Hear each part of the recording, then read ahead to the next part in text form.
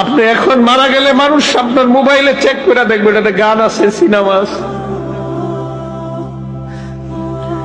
গান cinema mobile থেকে delete করে দেন, তওবা করেন। পৃথিবী সাক্ষী হয়ে যাবে যে এই ছেলেটা মারা গেছে, ওর মোবাইলে তো সিনেমা আছে, ওর মোবাইলে নাটক আছে। মানুষ সাক্ষী হয়ে যাবে আপনার গুনাহের। মোবাইল থেকে আপনি গান ডিলিট করে দেন, নাটক ডিলিট করে দেন। বন্ধুরা চাপ দিয়ে আমারে ফেসবুক খোলাইছিল, আমারে ফেসবুকে ইসলামী লেখালেখি করতাম। কিছুদিন পর বুঝতে পারলাম এখানে সময়ের লেখালেখি যদিও আমি করি, মানসিক যুদ্ধে লিপ্ত হইতে হয় ফেসবুকে।